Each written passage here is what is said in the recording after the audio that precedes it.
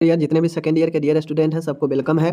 आज का वीडियो बहुत शानदार होने वाला है। आप लोग वीडियो को पूरा देखिएगा, अच्छे से समझिएगा कि इस वीडियो में क्या आप लोग को मिलने वाला है। ओके, तो जब भी आपको अस्थमा पूछेगा तो सबसे पहले पूछेगा अस्थमा क्या होता है, इसके कारण, लक्षण, निदान, जटिलता, उपचार बताएं और नर्सिंग प्रबंध बताएं। कंप्लीट क्वेश्चन हम पढ़ाते हैं ताकि एग्जाम में पूछे। तो ये अस्थमा का नर्सिंग प्रबंध ये मैं नहीं बताऊंगा, टाइम पास करने से कोई फायदा नहीं है। नर्सिंग प्रबंध बता चुके हैं, आपको खुद से लिखना है, लक्षण के अनुसार, बीमारी के अनुसार नर्सिंग प्रबंध आपको खुद से लिखना होता है। ठीक है, चलिए सबसे पहले समझिए कि अस्थमा होता क्या है। माय डियर, अस्थमा जो होता है यह एक आपके श्वास नली का रोग है। ठीक है, अस्थमा क्या होता है? अस्थमा एक श्वसन नली का रोग होता है, जिसमें जो श्वसन नली होता है, सांस की नली, जो कि सांस की नली हड्डी उड्डी से तो बना होता नहीं है, वह एक नली है, वह एक मसल्स पेशी का बना हुआ होता है। तो ये इस नली में होता यह है कि सिकुड़ने के कारण, ठीक है, इसमें सिकुड़न हो जाती है एवं अधिक मात्रा में बलगम निर्माण हो जाता है, जिसके कारण श्वसन मार्ग, श्वसन की रास्ता जो है वह संकरा या अवरुद्ध हो जाता है और रोगी को सांस लेने में परेशानी होती है और इसी को ब्रोंकियल अस्थमा कहते हैं। ब्रोंकियल अस्थमा क्यों कहते हैं? क्योंकि यह ब्रोंकिया को इफेक्ट करता है। जो ब्रोंकस होता है, ब्रोंकिया, उस ब्रोंकिया को यह इफेक्ट करता है, इसीलिए जो है, चूंकि ब्रोंकियल को हम लोग श्वसन नली ही ना कहते हैं, तो वही चीज़ें होता है। समझ गए?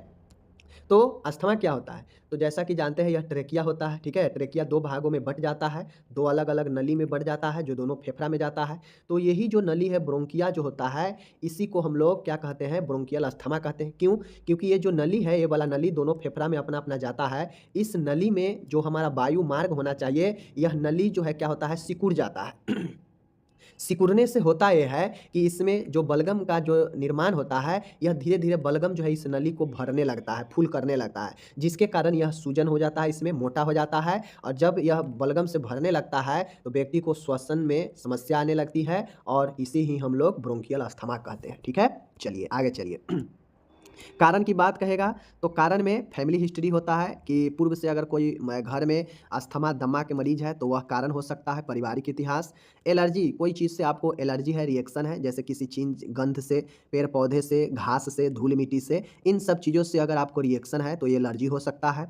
वायु प्रदूषण, अस्थमा एक वायु प्रदूषण में काफ़ी गंभीर होता है। बहुत ज़्यादा तनाव ले लेना भी समस्या दे सकता है। धूम्रपान, स्मोकिंग करना भी खतरनाक होता है, कारण होता है। अचानक से तापमान में परिवर्तन होने से भी आपको जो है ये चीज़ें हो सकता है। उसके बाद कुछ दवाइयों का प्रयोग से भी चीज़ें हो सकता है, जैसे एस्पिरिन, बीटा ब्लॉकर्स, तो कुछ दवाइयाँ के साइड इफ़ेक्ट भी कारण बन सकता है। वायरल श्वसन मार्ग संक्रमण, जैसे जुखाम, राइनटिस, ठीक है, यह सब कुछ संक्रमण वाला रोग जो वायरल इफेक्ट करता है आपको श्वसन नली को, तो वह भी जो है कर सकता है। कुछ व्यावसायिक रोग, जैसे व्यवसाय में काम करने वाला, रुई धुनना, पत्थर के काम, खदान में काम, इन सभी कामों में भी जो है आपके श्वसन नली को प्रभावित करेगा और दमा, अस्थमा हो सकता है। ठीक है, तो यह कुछ कारण है। कारण मैंने आपको सिंपल से याद रखना है कि श्वसन नली कब प्रभावित होगा। तो जब आप व्यवसाय रोग करेंगे, जैसे रुई धुनने वाला में काम करेंगे, तो रुई का जो कण होता है वह आपके श्वसन के जरिए अंदर जाएगा और वह श्वसन नली को जाम करेगा। ठीक है, पत्थर में भी वैसे ही, पत्थर को तोड़ने में जो है वैसे ही धूल निकलता है। खदान, कोयला वगैरह में काम करते हैं। ठीक है, या फिर कोई श्वसन का संक्रमण हो रखा है, जैसे जुखाम होना, राइनटिस होना, ठीक है, कोई दवाइयाँ लिए हैं, यह भी श्वसन मार्ग को प्रभावित कर सकता है। समझ गए? या फिर स्मोकिंग, तनाव, वायु प्रदूषण, एलर्जी, पारिवारिक इतिहास, ये सब भी कारण बनता है आपके अस्थमा होने का। ओके, चलिए अभी हो गया, कारण समझ गए। अब समझिए किसी व्यक्ति को, अब मैं यही बता रहा हूँ, ये लक्षण इतना इंपॉर्टेंट हो जाता है माय डियर, कि यह लक्षण इतना इंपॉर्टेंट है क्योंकि यही लक्षण पर आधारित हम लोग नर्सिंग प्रबंध ही करते हैं, क्योंकि हम जानते हैं कि क्या क्या लक्षण दिखाई देगा, तो उसी लक्षण 4-5 को हम जो है दूर करते हैं, मैनेजमेंट करते हैं ये लक्षण को दूर करने के लिए। तो यही नर्सिंग प्रबंध का मेन पॉइंट भी बन जाएगा आपके लिए। समझ गए? जिसको ध्यान में रख के नर्सिंग प्रबंध करेंगे। और लक्षण, तो चूंकि अस्थमा वाला पेशेंट है, श्वसन नली प्रभावित होगा, श्वसन नली जाम हो जाता है, सूजन हो जाता है, उसमें बलगम जमा हो जाता है। तो इसमें ये सब होने के बाद क्या क्या परेशानियां होगा? तो सबसे पहले व्यक्ति को सांस लेने में परेशानी होता है। जो व्यक्ति अगर अस्थमा का है, दमा का है, उसको सांस लेने में कठिनाई होगा। सीना कड़ा होना, चेस्ट टाइटनिंग, ऐसे व्यक्ति को जिसको अस्थमा होता है तो उसको देखिएगा सांस लेने में परेशानी तो होगा ही, डिफिकल्टी इन ब्रीदिंग होगा ही होगा। उसका जो सीना होता है टाइटनेस रहेगा, हमेशा लगेगा कि सीना चेस्ट जो है भारी भारी है। सांस लेने में आवाज़ आना, मतलब सांस लेगा तो उसमें जो है आवाज़ आएगा। जैसे देखिएगा आप लोग को कभी कभी कफ होता है तो सांस लीजिएगा तो उसमें जो है घर घर का आवाज़ आता रहता है, तो व्हीजिंग साउंड आना, समझ गए। सांस तेज चलने लगता है, क्यों? क्योंकि श्वसन नहीं कर पाता है सही से, तो श्वसन सांस तेज चलने लगता है। धड़कन व्यक्ति को बढ़ जाता है, बेचैनी होने लगता है जब श्वसन कम जाता है। देखते होइएगा किसी को अगर ऑक्सीजन कमता है तो उसका धड़कन भी बढ़ जाएगा, बेचैनी भी होने लगता है, समझ गए, सांस तेज चलने लगता है। उसके बाद सांस बाहर छोड़ने में अधिक समय लगता है, क्योंकि उसको सही से श्वसन नहीं मिल रहा होता है। व्यक्ति को पसीना आने लगता है, व्यक्ति को बलगम भी आने लगता है, गाढ़ा गाढ़ा बलगम आने लगता है। क्यों? क्योंकि इसका बलगम ही जमाव हो जाता है श्वसन नली में, तो गाढ़ा गाढ़ा बलगम भी आता है। व्यक्ति बहुत जल्दी थकने लगेगा, ठीक है। व्यक्ति को जो है ऑक्सीजन लेवल कम जाता है, ठीक है। तो ये सब जो है लक्षण होता है। ओके, चलिए, ये हो गया। उसके बाद जो है आपके निदान, अब आया बात निदान का। तो डायग्नोसिस में, निदान में क्या होता है, देखिए अस्थमा बेसिकली श्वसन का एक रोग है जिसमें श्वसन से संबंधित ज़्यादातर कठिनाइयाँ होता है दमा वाले को, ठीक है। निदान की बात करेगा तो सबसे पहले किसी भी बीमारी के लिए हिस्ट्री लेते हैं, तो हिस्ट्री टेकिंग होगा। दूसरा है बॉडी का फिजिकल एग्जामिनेशन, शारीरिक परीक्षण किया जाता है। उसके बाद हम ये देखते हैं चेस्ट एक्सरे करके, ठीक है। उसके बाद फेफड़ा का टेस्ट किया जाता है, पीएफटी, जिसे पल्मोनरी फंक्शन टेस्ट कहते हैं, कि फेफड़ा कैसा काम कर रहा है। एबीजी होता है आर्टेरियल ब्लड गैसेज, ये जो है आपके आर्टरी से ब्लड लेकर जो है वहाँ पे चेक किया जाता है, एबीजी टेस्ट होता है, समझ गए। उसके बाद चूंकि यह एक ब्रोंकिया का रोग होता है इसीलिए इसे ब्रोंकियल अस्थमा भी कहते हैं, तो वहाँ पे ब्रोंकियोस्कोपी करके देखा जाता है, समझ गए।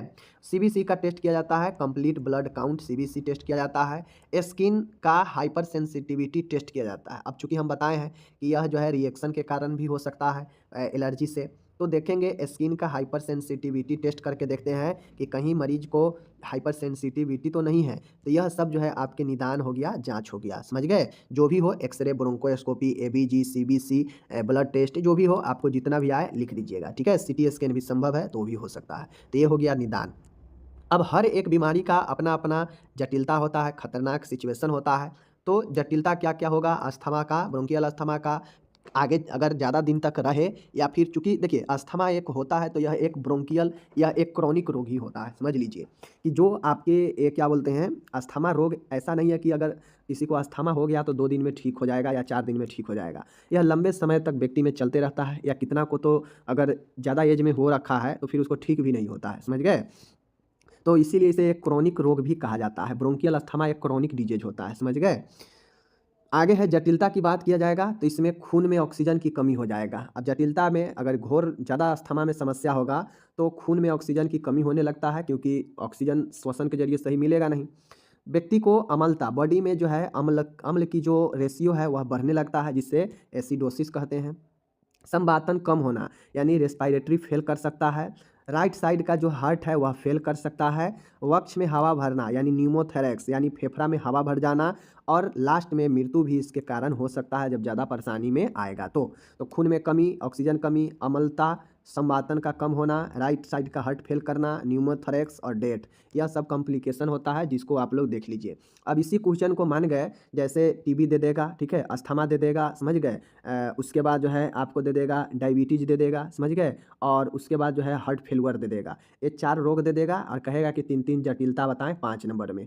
तो क्या यहाँ पे इसका जटिलता बता दिए, हर रोग का जटिलता बताते ही हैं। तो अगर सिर्फ जटिलता ही पूछ देगा तो आप नहीं बता पाइएगा। जटिलता के मतलब होता है कि जो बीमारी है वह बीमारी और क्या जो है हानि पहुंचा सकता है आगे चल के, तो वही जटिलता होता है, जो कि एक अस्थमा वाले मरीज में ये सब हो सकता है आगे चल के। तो ये जटिलता हो गया। इसी प्रकार से 3-3 जटिलता, अगर एग्जाम में सिर्फ जटिलता ही पूछेगा बीमारी का तो जटिलता ही लिखिएगा, कारण पूछ सकता है तो कारण ही लिखिएगा, सिर्फ लक्षण ही पूछे तो लक्षण ही पूछे, उपचार पूछे सिर्फ तो उपचार भी बता सकते हैं, क्योंकि हम सब इसीलिए कंप्लीट पढ़ाते हैं। तो क्वेश्चन किसी भी तरीके से पूछ सकता है, समझ रहे हैं। अब रही बात उपचार की, तो अब अस्थमा एक ऐसा रोग है, यह श्वसन नली का रोग है, तो इसमें कोई सर्जरी नहीं होता है, बस ट्रीटमेंट चलते रहता है हमेशा। तो इसमें ऐसा नहीं है कि सर्जरी होता है, तो सर्जरी नहीं होगा तो दवाई वगैरह ही चलेगा और नर्सिंग मैनेजमेंट ही होगा, समझ गए। ट्रीटमेंट में संक्रमण है तो संक्रमण के उपचार के लिए हम लोग एंटीबायोटिक थेरेपी देते हैं, जैसे एमिकासिन आता है, जेंटामाइसिन आता है, एमॉक्सिक्लेब आता है, समझ गए, एजिथ्रोमाइसिन आता है। तो बहुत सारे हैं, संक्रमण के उपचार के लिए हिसाब से जो है एंटीबायोटिक देते हैं।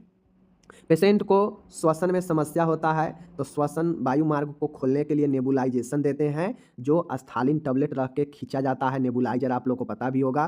कॉर्टिकोस्टेरॉइड, अब इसमें व्यक्ति को स्टेरॉइड दवा भी देता है जो वायु मार्ग के सूजन वूजन को जो है कम करता है, ठीक है, जैसे हाइड्रोकॉर्टिकोसोन, प्रेडनिसोन। तो अगर किसी को अस्थमा है तो उसको जो है हम लोग कॉर्टिकोस्टेरॉइड दवा, हाइड्रोकॉर्टिकोसोन, प्रेडनिसोलोन, बहुत सारे आता है स्टेरॉइड दवा, वह देते हैं, ठीक है।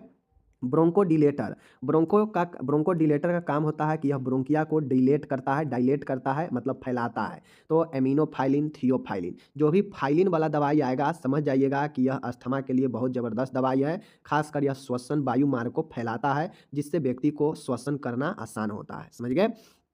उसके बाद एंटीकोलिनर्जिक दवाइयाँ जैसे इप्रोट्रोपियम ब्रोमाइड दिया जा सकता है, समझ गए। और ज़्यादा समस्या होने पर अगर कभी कभी ऑक्सीजन का बहुत कमी हो जाए तो ऑक्सीजन थेरेपी भी पेशेंट को दिया जाना चाहिए। और उपचार की बात किया जाए तो पेशेंट को हमेशा जो है अच्छे वायु वाले, स्वच्छ वायु वाले जगह पर रहना चाहिए, आराम करना चाहिए ज़्यादा से ज़्यादा। तो यह सब उपचार हो गया, ठीक है। तो यह उपचार याद रखिएगा। संक्रमण के लिए नेबुलाइजर देते हैं, स्टेरॉइड भी चलाते हैं, ब्रोंकोडिलेटर दवाइयाँ भी चलता है, एंटीकोलिनर्जिक दवाई भी चलता है, और ऑक्सीजन भी ज़रूरत के हिसाब से दे सकते हैं। तो यह प्रश्न यहाँ पे उपचार बता दिए तो हो गया समाप्त। रही बात यहाँ पे इंग्लिश मैंने दे दिया है। अब चूंकि एक पेशेंट अस्थमा वाला है, क्या क्या प्रॉब्लम होगा मैंने ऊपर बता दिया लक्षण में। अब आप सीधा ऐसे ही 1 2 3 4 5 करके सीधा लाइन बाय लाइन नर्सिंग प्रबंध लिखते जाएं, या मैंने वही बताया कि लक्षण के हिसाब से प्रबंध जो है 4-5 लक्षण को उठाइए और उसका प्रबंध बता दीजिए, वही जो है आपका नर्सिंग प्रबंध बेस्ट होता है। तो इस प्रकार से मैंने आपको बता दिया, आप लोग नर्सिंग प्रबंध खुद से लिखिएगा। हम चलते हैं आगे वीडियो की तरफ, ठीक है। यहाँ पे 14 पॉइंट लिख दिए हैं, आपको पढ़ना होगा पढ़ लीजिएगा। एक ही चीज़ को बार बार पढ़ने से क्या फ़ायदा। यहाँ पे मैंने इंग्लिश भी दे दिया है, ठीक है। चलिए अब आगे के बारे में, हर्निया क्या होता है, हर्निया कितने प्रकार के होते हैं, समझ गए, ये आपसे पूछेगा। चलिए देखते हैं हर्निया क्या है। तो देखिए हर्निया का मतलब समझा जाए तो आप लोग देखते होइएगा कि किसी किसी व्यक्ति को हाथ में, समझ गए, किसी किसी व्यक्ति को देखिएगा नाभि के आसपास एक बड़ा सा सूजन हो जाता है, उभार आ जाता है, ठीक है। किसी को देखिएगा कि छाती साइड में उभार आ जाएगा, किसी को पेट के निचले हिस्से में देखिएगा सूजन टाइप से गोला निकल जाता है। तो बेसिकली वही वो हर्निया ही होता है, ठीक है। जब कोई अंग व उसका कोई भी भाग अपनी गुहा यानी अपनी कैविटी जिसमें वह स्थित हो, वहाँ से वह भित्ति को पार करते हुए बाहर आ जाता है और अन्य जगहों में जाकर प्रवेश कर जाता है, तो वही हर्निया कहलाता है, ठीक है।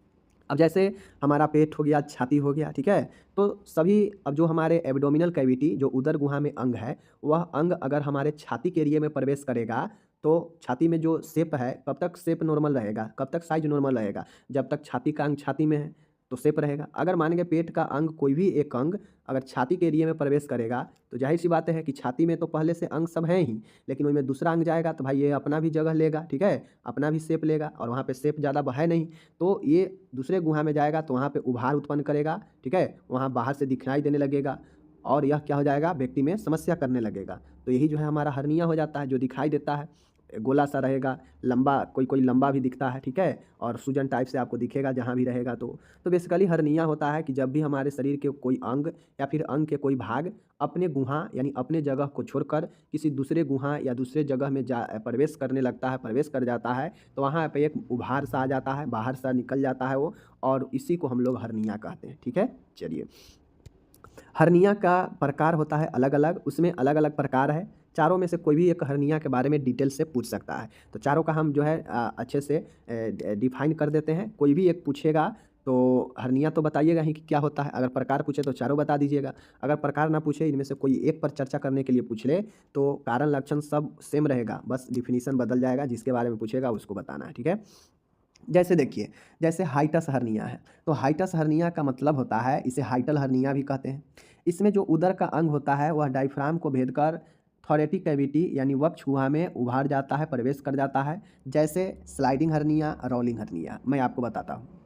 जैसे आपको पता है कि ऊपर में छाती है, नीचे में हमारा पेट का एरिया, ठीक है, ये पेट के एरिया है, समझ लीजिए। और यहाँ पे एक डायफ्राम मसल्स है जो हमारे फेफड़ा को दोनों साइड से श्वसन में भूमिका निभाता है, और ये हार्ट है, ठीक है। तो मानिए इसमें हमारा आंत है, लीवर है, किडनी है, समझ गए, स्प्लीन है, छोटी आंत, बड़ी आंत, सब चीज़ है ये उदर गुहा में। अब मानिए इसमें का कोई भी अंग, यह डायफ्राम है, मांसपेशी का बना हुआ है। अब मानिए इसमें का छोटी आंत का ही भाग या बड़ी आंत का ही भाग या कोई भी अंग जो है किसी कारण से यह एब्डोमिनल कैविटी में जो है स्थित, इसको जो है किसी कारण से धीरे धीरे ऊपर निकलकर और यह डायफ्राम को पार करते हुए ऊपर के कैविटी जो थोरेटिक कैविटी है, वक्ष गुहा है, इस एरिया में आके प्रवेश कर जाए निचला भाग, तो क्या होगा, पहले से तो यहाँ पे ऑर्गेन है ही, कोई एक्स्ट्रा जगह है नहीं, और यहाँ पे नीचे वाला अंग जाके ज़बरदस्ती प्रवेश करे तो भाई यहाँ पे तो प्रवेश करेगा तो उभार तो आएगा ही आएगा, बाहर की तरफ दिखाई देगा ही निकला हुआ। अब मानिए कि एक kg का प्लास्टिक है, वह पूरा जो है आपके किसी चीज़ से भरा हुआ है, ठीक है। अब इसमें ज़बरदस्ती हम एक गेंद को रखेंगे तो क्या होगा, वह गेंद गोला है तो वह अपना शेप जो है गोला दिखाएगा, क्योंकि पहले से ऑलरेडी यह थैला टाइट है 1 kg के सामान से, तो हम इसमें गेंद रखेंगे तो गेंद अपना जगह फैलाएगा ना, वह उभार दिखाएगा। तो ठीक उसी प्रकार से निचले वाला उदर गुहा के अंग डायफ्राम है जो अलग करता है थोरेटिक कैविटी को एब्डोमिनल कैविटी से, तो यह एब्डोमिनल कैविटी के अंग थोरेटिक डायफ्राम को पार करते हुए थोरेटिक कैविटी में जाकर प्रवेश कर जाता है और उभार आ जाता है, तो उसे ही हम लोग हाइटस हर्निया कहते हैं, ठीक है। अब ये जो होता है एक स्लाइडिंग हर्निया और एक रोलिंग हर्निया, एक रोलिंग हर्निया, एक स्लाइडिंग हर्निया या हाइटल हर्निया के 2 प्रकार हैं, ओके। रही बात अम्बिलिकल हर्निया की, तो जो नाभि के आसपास होने वाला हर्निया होता है वह अम्बिलिकल हर्निया के नाम से जाना जाता है। जैसे किसी व्यक्ति को देखिएगा कि नाभि के आसपास या नाभि के ऊपर ही एक बड़ा सा जो है सूजन टाइप के लगेगा कि निकल गया है, तो यह अम्बिलिकल हर्निया होता है। इसमें नाभि क्षेत्र पर आंत का कोई भी हिस्सा उभार आ जाता है, ठीक है, उभार कर बाहर आ जाता है, समझ गए। तो किसी कारण से अगर अम्बिलिकल हर्निया हो गया है तो उसका कहने का मतलब है कि आपके नाभि के क्षेत्र पर अम्बिलिकल रीजन पर इंटेस्टाइन आंत का कोई भी भाग जो है आ जाता है, तो वही जो है अम्बिलिकल हर्निया कहलाता है, ठीक है। तीसरा है सर्जिकल हर्निया। सर्जिकल हर्निया कहने का मतलब है कि यह आपके पेट के किसी भी हिस्से में पहले से कोई सर्जरी है, तो सर्जरी होता है तो उसको देखते हुइएगा कि सीकर डॉक्टर उसको स्टिच कर दिया रहता है, जो यह सर्जरी पहले तक जो है आपको बाद में भी इसका चिन्हासी दिखाई देता है। अब मान गए जहाँ पे सर्जरी हुआ है, इस सर्जरी वाले जगह पर उदर के क्षेत्र में मतलब पेट के हिस्से में कहीं भी सर्जरी हुआ है, उस सर्जरी वाले भाग में अगर कोई अंग जो है आ जाता है, वहाँ पे प्रवेश कर जाता है और वह सर्जरी वाला भाग जो है बाहर की तरफ निकल जाएगा, तो समझिए वह सर्जिकल हर्निया है, ठीक है। जैसे सिजेरियन साइट पर हर्निया होना, कहीं भी जगह पर पेट में अगर आपके पहले से कोई सर्जरी हो रखा है और उस सर्जरी वाले हिस्से में कोई अंग आ जाए उदर गुहा से, तो वह उभार आएगा, उभार दिखाई देगा उसमें, तो वह सर्जिकल हर्निया होता है, ठीक है। चलिए, चौथा है इंगुइनल हर्निया। इंगुइनल हर्निया का मतलब होता है कि इसमें उदरीय अंग मुख्यतः आंत का भाग इंगुइनल रिंग को पार कर नीचे वृषण कोश में आ जाता है। यह 2 प्रकार का होता है, असेंडिंग इंगुइनल और डिसेंडिंग इंगुइनल, ठीक है। तो देखिए इंगुइनल हर्निया का मतलब होता है कि आप लोग देखते होइएगा कि जैसे मान गए यह मेल का, ठीक है, वृषण है, ठीक है, ये वृषण है, ये पेनिस है, ठीक है। अब देखते होइएगा कि जांघ जो होता है तो वह जांघ के हिस्से में देखते होइएगा कि पहले लोग क्या कहता था कि कौड़िया छुआ गया है, और देखते होइएगा एक लंबा गोला सा बना हुआ सूजन आ जाता है, तो बेसिकली वह यही इंगुइनल हर्निया रहता है। लेकिन वह हर्निया चूँकि बच्चे में होता है तो ऑटोमेटिक जो है अपने जगह पर चला जाता है, चूँकि बच्चा में ज़्यादा कूद फान आदमी बच्चा करता है, तो उसका जो आंत का हिस्सा होता है वह इंगुइनल रिंग को पार करते हुए जांघ के आसपास आ जाता है या वृषण कोश में आ जाता है, ठीक है। यह 2 प्रकार का होता है, असेंडिंग इंगुइनल हर्निया और डिसेंडिंग इंगुइनल हर्निया, ठीक है। तो ये चीज़ समझ गए। चलिए, तो ये चीज़ें हो गया। बेसिकली इंगुइनल हर्निया आपके दोनों जो जांघ होता है उसके बीच में और जनांग के बीच में, जांघों के बीच में निकलने वाला हर्निया होता है। अब चूँकि हर्निया है तो भाई हर्निया आएगा तो सूजन दिखाई देगा ही, वहाँ पे लगेगा कि हाँ इस यहाँ पे सूजन आ गया है, लेकिन बेसिकली वह सूजन न होता है, वह कोई और अन्य अंग वहाँ पे आकर प्रवेश कर गया रहता है, जिसके कारण वह सूजन के टाइप में उभार दिखाई देता है और वही हर्निया होता है, समझ गए। आगे चलिए, अब यहाँ पे टोटल मैंने इंग्लिश दे दिया है, चारों टाइप्स का इंग्लिश दे दिया है, ठीक है। अब यहाँ पे देख लीजिए, अब हमको मैंने पहले बता दिया कि चारों हर्निया में से कोई एक हर्निया पर डिटेल से भी पूछ लेगा, तो यहाँ पे जैसे हाइटल हर्निया है, इसी को हाइटस हर्निया भी कहते हैं, ठीक है। यह चाइल्ड हेल्थ नर्सिंग में भी पूछता है कि हाइटस हर्निया के बारे में बताएं, तो आपको बताना पड़ेगा, ठीक है। मैं वहाँ पे नहीं पढ़ाऊँगा, अगर पूछे हाइटस हर्निया के बारे में चाइल्ड हेल्थ में तो आप यहीं से लिख दीजिएगा, समझ गए। या फिर आपसे ये भी पूछ सकता है क्वेश्चन में, यहाँ पे तो हाइटस हर्निया है ना, अगर प्रकार पूछेगा तो ये पर्सनली नहीं पूछेगा, अगर पर्सनली कोई एक पूछेगा जैसे हाइटस हो गया, इंगुइनल हो गया, अम्बिलिकल हो गया, ठीक है, कोई भी अगर पर्सनली पूछेगा तो पर्सनली डिफाइन करके और जो नीचे कारण लक्षण बताएंगे उसको लिख दीजिएगा, ठीक है। चलिए, हाइटस हर्निया क्या है वो तो पढ़ा ही दिए कि पेरिटोनियन क्षेत्र यानी उदरीय गुहा का कोई भी अंग डायफ्राम को पार करते हुए ऊपर वक्षीय गुहा थोरेटिक कैविटी में प्रवेश कर जाए तो उसे हाइटस हर्निया कहते हैं, जैसे स्लाइडिंग और रोलिंग हर्निया, ठीक है। यहाँ पे तो बता ही दिए। अब इसके होने का हर्निया होने के क्या क्या कारण होते हैं देख लीजिए। तो चूंकि हम लोग जानते हैं कि हाइटस हर्निया है, पेट का अंग जो है डायफ्राम को पार करते हुए इधर आ जाएगा, ठीक है, इधर आ जाएगा। तो चूंकि कब होगा ये, क्या कारण हो सकता है, तो डायफ्राम मांसपेशी की कमजोरी। अब चूंकि ये जो हमारा डायफ्राम है यह पेट के अंग को इधर और छाती के अंग को उधर समेट के रखता है, तो कहीं ना कहीं इसके अंदर पावर होगा। अब जब ये डायफ्राम के कमजोरी हो जाएगा तो आसानी से पेट के अंग जो है इसको पार करके ऊपर चला जाएगा। तो पहला डायफ्राम मांसपेशी की कमजोरी, ठीक है। दूसरा है गर्भ अवस्था प्रेगनेंसी। प्रेगनेंसी में होता यह है कि चूंकि साइज बढ़ते रहता है यूट्रस का, तो वह दबाव देता है, समझ गए, एब्डोमिनल जो उदरीय गुहा का जो अंग है उस पर दबाव देता है, वो दबाव देगा डायफ्राम पर, और डायफ्राम जो है उस समय लचीला हो जाता है, जो आसानी से अंग जो है थोरेटिक कैविटी में चला जाएगा। तो प्रेगनेंसी भी, मोटापा भी बहुत ज़्यादा कारण हो सकता है। अधिक आयु, अधिक एज में एक कारण हो सकता है। अधिक व्यायाम करना भी कारण हो सकता है। भारी वजन उठाना भी कारण हो सकता है। लगातार खांसी रहना भी कारण हो सकता है। अब जोर लगा के ज़्यादा खांसी होगा तो नहीं कहता कि आंतरी बाहर आ जाएगा, नहीं कहता कि खांसते खांसते आंतरी बाहर कर लोगे क्या, तो नॉर्मली आंतरी बाहर करने का मतलब है कि आंत आ जाएगा ऊपर की तरफ, समझ गए। तो जब ऊपर आ जाएगा, कोई भी अंग अगर अपने जगह छोड़कर दूसरे जगह पर जाएगा तो हर्निया ही ना कहेगा, वही चीज़ है। तो लगातार खांसी होना, कोई मस्कुलर डिजीज होना, पेट में चोट लगना, पूर्व में की गई कोई सर्जरी, गंभीर कुपोषण, तो यह सब नॉर्मली हाइटस हर्निया या एक हर्निया का कारण बनता है, ठीक है। तो देख लीजिए, एक बार और देख लीजिए। डायफ्राम मांसपेशी की कमजोरी होना, गर्भ अवस्था, मोटापा, अधिक आयु, अधिक कार्य व व्यायाम करना, भारी वजन उठाना, लगातार खांसते रहना, पेशी रोग होना, पेट में चोट लगना, पूर्व में की गई सर्जरी, गंभीर कुपोषण, ये सब जो है आपके कारण बनते हैं क्या चीज़ का, हर्निया का, ठीक है। सिम्टम्स की बात करेगा, अब मैंने आपको अभी बता दिया कि सिम्टम्स क्या क्या होगा। तो देखिए, हर्निया की जगह दर्द होता है। अब आपको अगर हर्निया देखना है, किसी को अगर हर्निया पहचानना है, तो हर्निया में होता यह है कि हर्निया में ज़्यादा दर्द नहीं करता है, समझ गए। बस जहाँ पे अगर उभार है उस जगह को आप प्रेस कीजिएगा तो दर्द करेगा, तो हर्निया वाले जगह पर दर्द करता है, समझ गए। अंग भाग का बाहर उभरना, प्रोट्रशन, ठीक है, प्रोट्रजन। तो जो अंग है जहाँ पे हर्निया आपको दिखता है सूजन है, तो नॉर्मली वह सूजन नहीं, वहाँ पे अंग जो है बाहर की तरफ उभरा हुआ रहता है, समझ गए। चलने फिरने में परेशानी होती है, सांस लेने में परेशानी होगा। अब चूंकि यह एक हाइटस हर्निया है, तो हाइटस हर्निया है तो आपको सांस लेने में परेशानी ही होगा, क्योंकि डायफ्राम को पार कर दिया है, चला गया है छाती वाले एरिया में, जो कि पहले से वहाँ पे और सारी चीज़ मौजूद ही हैं, तो यह परेशानी करेगा सांस लेने में। उसके बाद है एपीप्रेस्टिक पेन। एपीप्रेस्टिक नहीं होता है, एपीगैस्ट्रिक होता है, यानी छाती के निचले हिस्से, पेट से ऊपर छाती के निचले हिस्से के बीच में दर्द करना, एपीगैस्ट्रिक पेन होता है। उल्टी होना, वोमिटिंग, भोजन निकलने में परेशानी होना, यह सब आपके जो है हो सकते हैं लक्षण। ओसोफेगस, आहार नाल में जलन होना, बेचैनी होना, बुखार आना। तो एक हाइटस हर्निया के मरीजों में ये सब लक्षण है। क्या क्या लक्षण है देख लीजिए।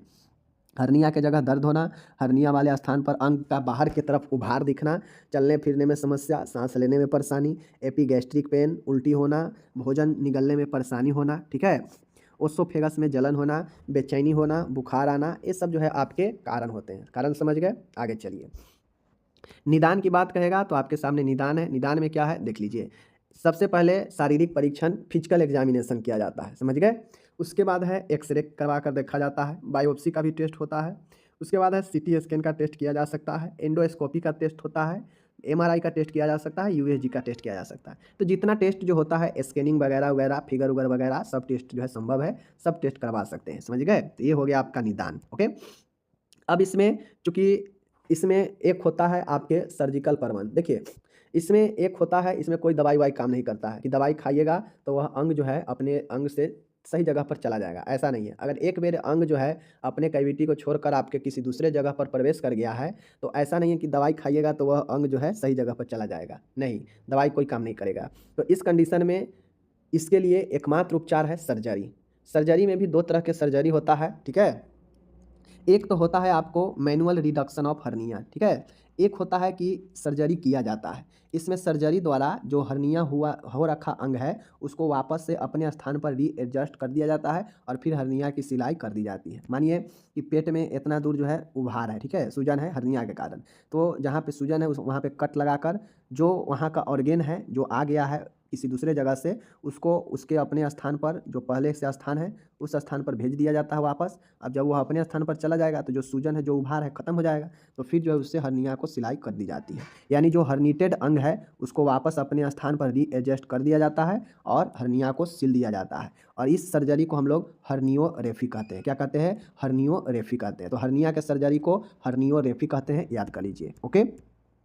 और एक होता है जो बेगर सर्जरी के किया जाता है, जिसको हम लोग मैनुअल रिडक्शन ऑफ हर्निया कहते हैं। जो विदाउट सर्जरी ठीक किया जाता है उसको मैनुअल रिडक्शन ऑफ हर्निया कहते हैं। मैनुअल रिडक्शन का मतलब होता है कि इसमें हल्के हाथों से दबाव के द्वारा जो हर्निया वाला अंग है उसको दबाकर हल्का हल्का जो है उसे रीएडजस्ट कर दिया जाता है। अगर आपका हर्निया हल्का सा है, कम दिनों से है, तो आपको पहले मैनुअल जो है रिडक्शन किया जाता है, दबाव देकर जो हर्निटेड अंग है उसको अपने स्थान पर रीएडजस्ट करने का प्रयास किया जाता है। अगर इससे हो जाता है रीएडजस्ट, मतलब जो अंग अपने जगह को छोड़कर हर्निया वाले जगह पर आ चुका है, तो वह अगर मैनुअल रिडक्शन से अगर धीरे धीरे दबाव देने से रीएडजस्ट करने से अगर हो जाए सही, तो फिर वह उसी से हो जाता है, फिर सर्जरी ना होता है। अगर बहुत दिनों से हर्निया है, बड़ा हर्निया बन चुका है वो, तो वहाँ पे फिर सर्जरी करके यानी हर्नियोरेफी करके सही किया जाता है। तो यह दो तरह के ट्रीटमेंट होता है, ठीक है।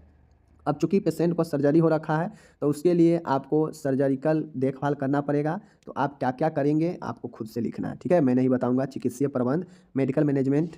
मेडिकल मैनेजमेंट क्या होगा? वही है कि चूंकि हर्निया में दर्द होता है तो दर्द के लिए एनाल्जेसिक दवाइयाँ देंगे, ट्रामाडोल, पैरासीटामोल।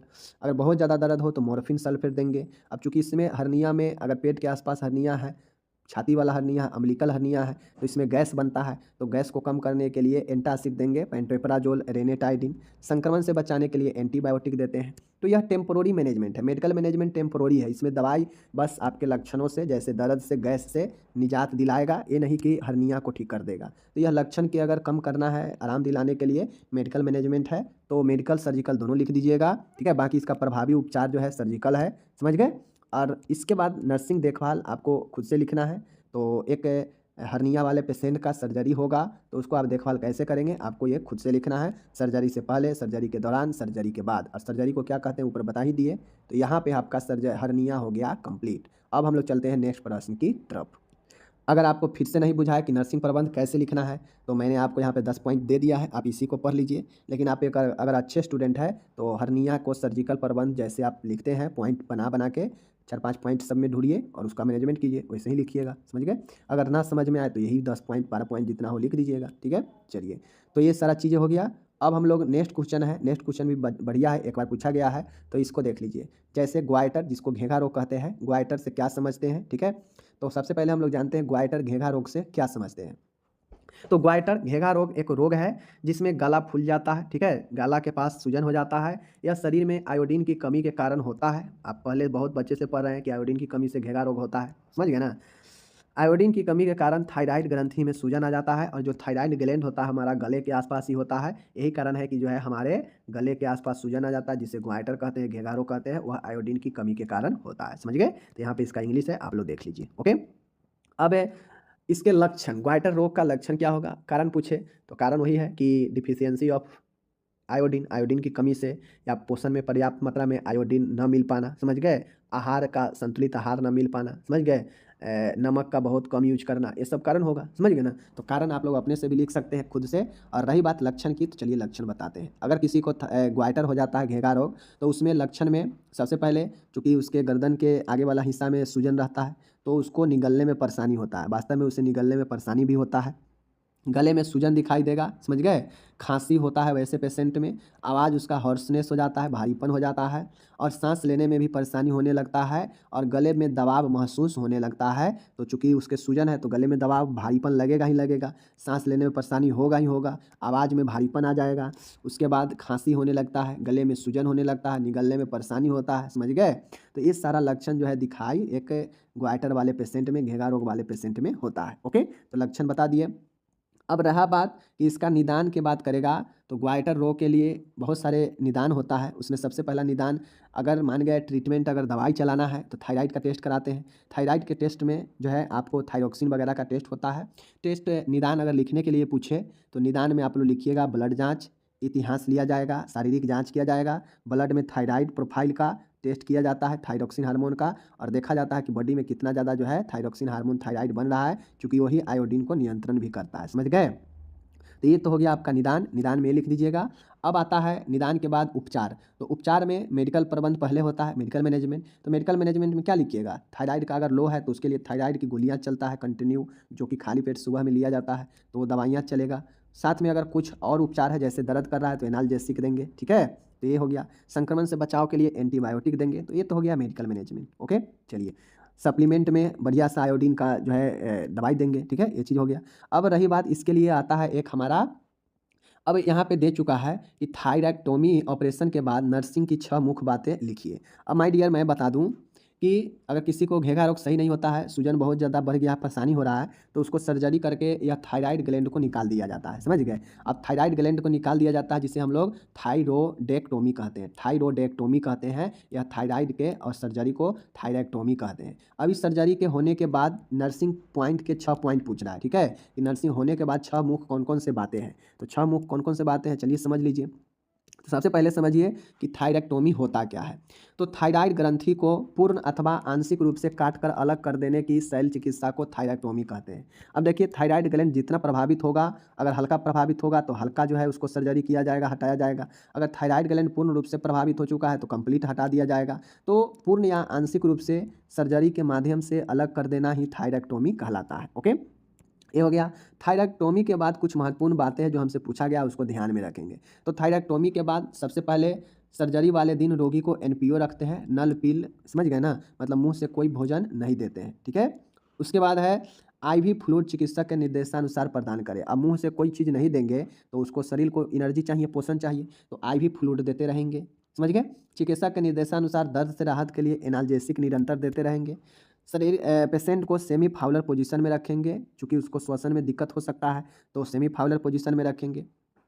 अधिक मात्रा में रक्तस्राव जीवन के लिए खतरा हो सकता है, इसके लिए ड्रेसिंग को निरंतर रूप से चेक करें व आवश्यकता होने पर ड्रेसिंग को बदलें। अब होता यहाँ पे ये है कि सर्जरी हुआ है तो अगर ड्रेसिंग नहीं किया जाएगा तो हो सकता है ब्लडिंग हो सके, तो उसको निरंतर चेक करते रहना चाहिए और उससे जो है ड्रेसिंग करते रहना चाहिए। हाइपोकैल्सीमिया की पहचान करें और चिकित्सक को तुरंत सूचित करें। हाइपोकैल्सीमिया का मतलब होता है कि बॉडी में कैल्शियम की मात्रा कम सकता है, तो उस स्थिति में डॉक्टर को सूचित करें, समझ गए, क्योंकि थायराइड वाले पेशेंट में कैल्शियम का भी अभाव देखा जाता है।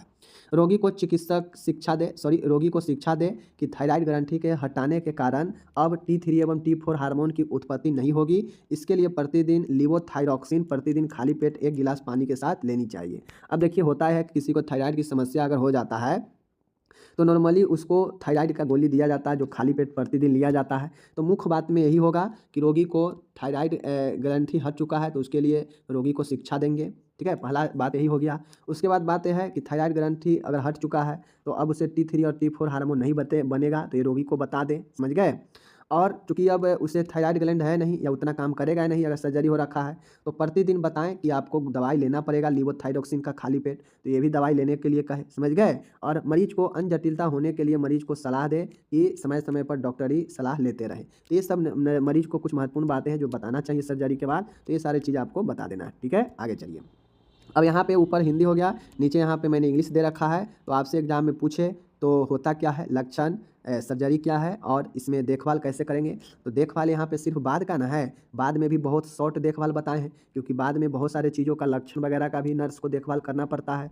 सर्जरी के साथ साथ अन्य लक्षणों का भी देखभाल करना पड़ता है, जो कि मैंने शॉर्ट लिखा है। आपको एग्जाम में कंप्लीट लिखना है, जो मैं पहले भी पढ़ा चुका हूँ। सर्जरी से पहले, सर्जरी के दौरान, सर्जरी के बाद, तीनों में आपको 10-10 पॉइंट आराम से लिखना है कि सर्जरी होने से पहले हम कैसे मरीज को तैयार करते हैं, सर्जरी होता रहता है उस दौरान हम क्या क्या असिस्ट करते हैं, और सर्जरी हो जाने के बाद क्या क्या देखभाल करते हैं, आपको एज ए नर्स समझना है। मैं बहुत बार बता चुका हूँ, ठीक है। तो इस प्रकार से ये प्रश्न हो गया हमारा यहाँ पे 3 प्रश्न समापन। तो यहाँ पे देख सकते हैं आपका जो MSN 1 या MSN 2 में जो क्वेश्चन लिए हैं, लंबर पंक्चर का पहला क्वेश्चन। लंबर पंक्चर क्या होता है देख लीजिए। लंबर पंक्चर कोई जो है बीमारी नहीं होता है, लंबर पंक्चर जो है एक प्रक्रिया है, एक प्रोसेस होता है, समझ गए, जो CSF सेरेब्रो स्पाइनल फ्लूइड निकालने का एक प्रोसेस है, जिसमें जो है स्पाइन में जो है वह एक इंजेक्शन देकर, एक इंजेक्शन प्रविष्ट करके और वहाँ से जो है CSF द्रव निकाला जाता है, ठीक है। देख लीजिए लंबर पंक्चर एक प्रक्रिया है जिसमें स्पाइन, मतलब जो स्पाइन होता है ना, सबके शरीर में है स्पाइन, स्पाइन बहुत महत्वपूर्ण अंग है शरीर का। तो स्पाइन के जो लंबर होता है ना, लंबर, स्पाइन के लंबर सब एर्केनोइड स्पेस, लंबर सब एर्केनोइड स्पेस में एक सुई प्रविष्ट कराकर सेरेब्रो स्पाइनल फ्लूइड निकाला जाता है। समझ लिए कि लंबर पंक्चर क्या है, यह कोई डिजीज नहीं है, यह एक क्या है, प्रोसेस है, प्रक्रिया है, जिसमें स्पाइन जो होता है ना, तो स्पाइन के लंबर सर्व आर्केनोइड स्पेस में, ध्यान से देखिए, लंबर सब आर्केनोइड स्पेस में एक इंजेक्शन प्रविष्ट लगाकर जो है CSF सेरेब्रो स्पाइनल फ्लूइड निकाला जाता है। ठीक है, निकाला क्यों जाता है, चलिए देख लीजिए। देखिए यहाँ पे, इसका उपयोग रोग के निदान हेतु व उपचार उद्देश्य हेतु किया जाता है। यह इसलिए निकाला जाता है कि मान गया किसी को अगर मेनिंजाइटिस हो या किसी को कोई ऐसे रोग हो जो CSF से पता चल सकता है, सेरेब्रो स्पाइनल फ्लूइड से पता चल सकता है, तो उसके उपचार और उसके निदान यानी बहुत सारे जांच के लिए भी और उपचार के लिए भी जो है इसको निकाला जाता है। जैसे CSF अगर बढ़ जाएगा तो जो है क्या होता है, ब्रेन में या फिर जो है क्या होगा, मतलब प्रेशर बढ़ेगा, जिसको हम लोग इंट्राक्रेनियल प्रेशर कहते हैं, ICP बढ़ जाता है, जिससे व्यक्ति को जो है क्या हो जाता है, आप लोग जानते हैं, हेडअप होने लगेगा, बहुत सारे और प्रॉब्लम होने लगेगा, आंख में भी प्रॉब्लम होने लगेगा। तो ये सब जो है बढ़ने, अगर CSF बहुत ज़्यादा बढ़ जाता है तो उसको निकालने के लिए भी या फिर कोई रोग के जाँच के लिए भी CSF निकाला जाता है। समझ गए चीज़ को। चलिए, निर्देश इसका देखिए, कब कब इसका ज़रूरी होता है, इसका इंजेक्शन कब होता है देख लीजिए। मैंने पहले ही बताया कि ICP को कम करने के लिए इंट्राक्रेनियल प्रेशर, जैसे ही CSF बढ़ जाता है तो यह प्रेशर करने लगता है, तो इसको प्रेशर को कम करने हेतु। ठीक है, उसके बाद है कोई रोग के निदान हेतु, मतलब डायग्नोसिस के लिए, जाँच के लिए। ठीक है, CSF जाँच हेतु, अगर CSF का जाँच करना है तो इस CSF के जाँच के लिए भी जो है ये चीज़ें सुई द्वारा प्रविष्ट करके निकाला जाता है। समझ गए।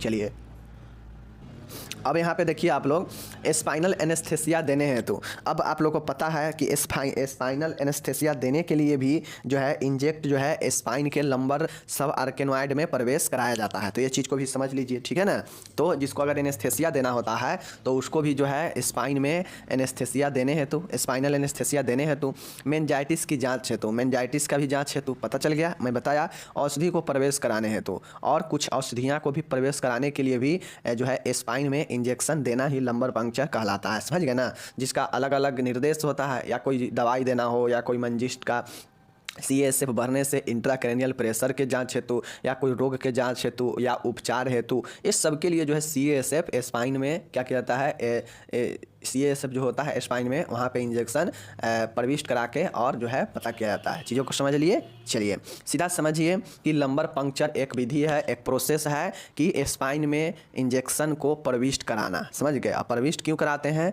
मतलब स्पाइन में इंजेक्शन क्यों देते हैं, किस कारण से, वो सब आप लोग यहाँ पे निर्देश देख लिए। ठीक है ना। चलिए, जटिलता इसका क्या होता है, मतलब इसके इंजेक्शन लंबर में देने के बाद क्या दिक्कत हो सकता है देख लीजिए। जैसे पीठ में दर्द, समझ गए ना। अब चूँकि आप लोग जानते हैं कि हमारा जो बैकबोन होता है, जो रीढ़ के हड्डी होता है, वो सब एक रस्सी के समान जो है उसके अंदर स्पाइनल होता है। समझ गए ना, एक स्पाइनल होता है, उसी के अंदर स्पाइनल कोड होता है, और वो उसके बाद पीठ में दर्द होगा, सिर दर्द होगा और ICP घट जाएगा, जो क्रेनियल प्रेशर है ये घट सकता है। समझ गए ना। स्पाइन अब क्यों घट सकता है, आप लोग दिमाग से सोचिए, क्योंकि बढ़ा रहेगा तो इंजेक्शन लगा के निकाला जाएगा तो ये घट जाएगा। ठीक है ना। स्पाइनल तंत्रिका चोट, ये जो है आपका अगर सही से नहीं लगेगा तो स्पाइनल नर्व जो होता है उसमें चोट लग सकता है, इंट्राक्रेनियल संक्रमण हो सकता है। अगर थोड़ा भी सावधानियाँ घटेगी इंजेक्शन देने में तो इंट्राक्रेनियल संक्रमण हो जाएगा। बढ़ा हुआ शारीरिक तापमान, शरीर का तापमान बढ़ जाएगा। ठीक है ना। तो ये सब जो है आप लोग को पता होना चाहिए। जटिलता में क्या क्या होगा, पीठ में दर्द होगा, चूँकि बैक में ही ये इंजेक्शन दिया जाएगा स्पाइन में। सिर दर्द होगा, चूँकि ये स्पाइन और आपका ब्रेन कनेक्ट होता है एक दूसरे से। समझ गए। घटा हुआ ICP, इंट्राक्रेनियल प्रेशर घट जाएगा जो पहले बढ़ा हुआ था। स्पाइनल तंत्रिका में चोट लग सकता है अगर थोड़ा भी सावधानियाँ घटेगी तो। उसी प्रकार से इंट्राक्रेनियल संक्रमण भी हो जाएगा और शारीरिक तापमान बढ़ सकता है। तो ये सब जो है आपके प्रॉब्लम होते हैं। समझ गए चीज़ को। चलिए, तो ये सब देख लिए। चलिए, अब हम लोग यहाँ पे देखते हैं लंबर पंक्चर के पूर्व देखभाल। अब आप सभी से पूछेगा कि लंबर पंक्चर चूँकि एक बहुत ही सेंसिटिव मामला होता है, उसको अच्छे से देखभाल करना जरूरी है। तो चलिए लंबर पंक्चर के देखभाल को हम लोग देखते हैं। ठीक है। चलिए देखिए, यहाँ पे लंबर पंक्चर के देखभाल में पहला जो है लंबर पंक्चर से पूर्व का देखभाल है, मतलब अभी लंबर पंक्चर होने ही वाला है, उससे पहले का देखभाल। चलिए देखिए, रोगी व परिजनों के प्रक्रिया के बारे में व प्रक्रिया के उद्देश्य के बारे में समझाना चाहिए। जो लंबर पंक्चर होगा उसके बारे में पेशेंट और उसके जो भी परिजन है उसको समझाएं, ठीक है। रोगी व परिजनों से प्रक्रिया के लिए लिखित सहमति प्राप्त करें, क्योंकि हो सकता है स्पाइनल में इंजेक्शन देने से पेशेंट पैरालाइज्ड भी हो सकता है अगर गलत जगह पर इंजेक्शन लग जाएगा तो इसलिए जो है उससे लिखित सहमति प्राप्त कर लेना चाहिए पहले ही, ठीक है, ताकि कोई कानूनी का चक्कर ना पड़े।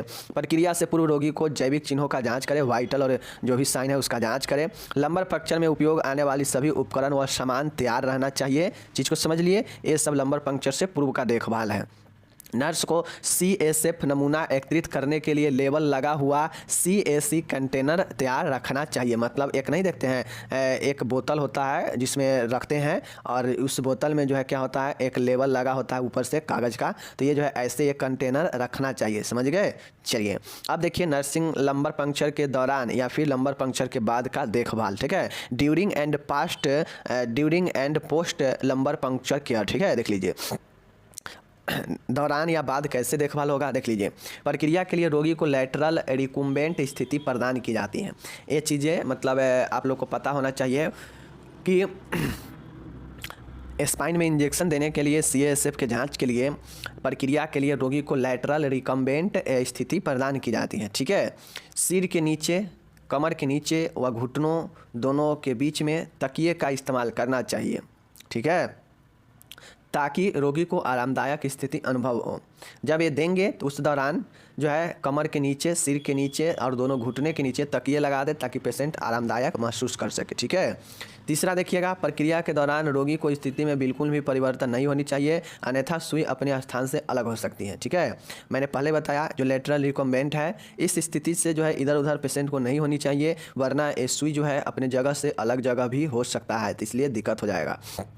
नेक्स्ट है, प्रक्रिया द्वारा प्राप्त CSF नमूनों को 3 पात्र में एकत्रित करके प्रयोगशाला में जांच के लिए भेजना चाहिए। अब जो इंजेक्शन के बाद जो CSF निकाला गया है तो उसको जो है 3 पात्र में रखें और उसको जो है प्रयोगशाला लैब में जांच के लिए भेजें, ठीक है। 5वां देखिएगा, प्रक्रिया के बाद रोगी को जैविक चिन्हों को जांचना चाहिए और रोगी को चेतना स्तर भी जांचना चाहिए।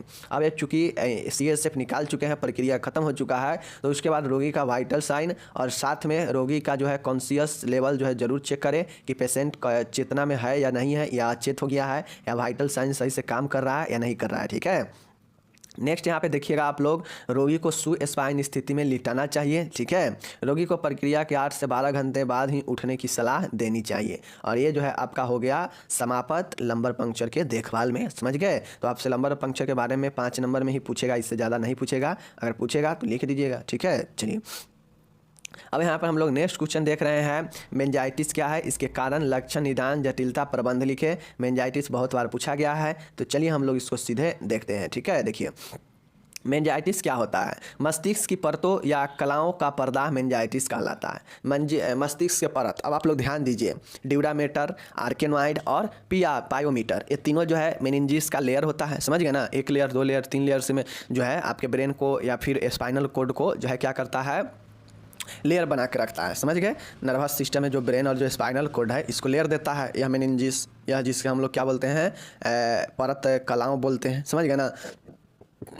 तो ये मेनिंजिस जो ब्रेन को या फिर स्पाइनल कॉर्ड को परत देता है, लेयर देता है, तो उसी लेयर में जो है, उसी लेयर के किसी भी मेनिंजिस में जो है क्या हो जाएगा, कोई भी इन्फ्लामेशन या पर्दा होना ही जो है क्या कहलाता है, मेनिंजाइटिस कहलाता है, समझ गए ना। Inflammation of the meninges of brain is also known as meningitis. चीज़ को समझ गए कि मस्तिष्क की परत यानी कलाओं के पर्दा होना ही मेनिंजाइटिस कहलाता है। सीधा समझिए कि मस्तिष्क के परते मेनिंजिस का पर्दा होना ही मेनिंजाइटिस कहलाता है। आप लोग को पता है कि किसी भी चीज़ों के शरीर के किसी भी ऑर्गेन के साथ में आइटिस लगा देते हैं, तो यह बन जाता है इन्फ्लामेशन, ठीक है ना। पर्दा, अब पर्दा का मतलब आप लोग जानते हैं, दर्द होगा, सूजन होगा, ठीक है ना, वहाँ पे तो वहाँ पे मतलब एक अलग रिएक्शन होगा, तो ही पर्दा होता है, समझ गए। चलिए कारण क्या होता है मेनिंजाइटिस होने का, किसी के ब्रेन के परत में इन्फ्लामेशन, पर्दा होना यानी सूजन, दर्द, ये सब होने का क्या कारण है,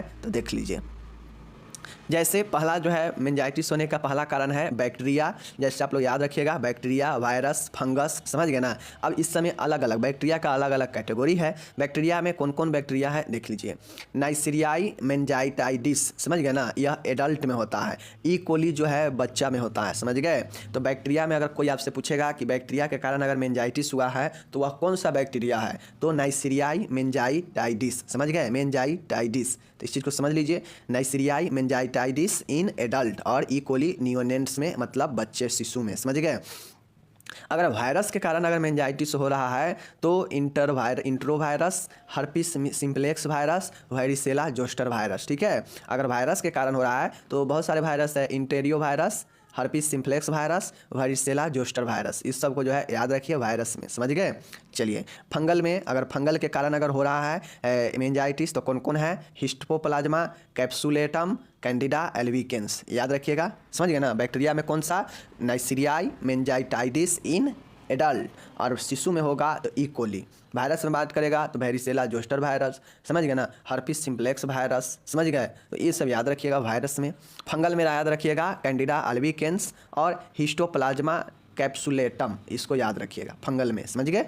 चलिए अन्य कारण क्या होता है मेनिंजाइटिस होने का, अन्य कारण में जैसे रक्त में जीवाणु, बैक्टीरिया, मतलब रक्त में जीवाणु का होना, बैक्टीरिया, निमोनिया होना, फेफड़ों में मवाद भरना, एन्सेफ्लाइटिस होना, समझ गए ना। तो इस सब से जो है क्या होता है, अन्य कारण में ये सब होता है कि रक्त में जीवाणु बैक्टीरिया रहेगा, या फिर निमोनिया किसी को होगा, मतलब फेफड़ों के संक्रमण, और फेफड़ों में मवाद भरना मतलब एम्फाइमा, और एन्सेफ्लाइटिस, ये सब जो है आपका क्या होता है, व्यक्ति को अन्य कारण होता है मेनिंजाइटिस का, ठीक है।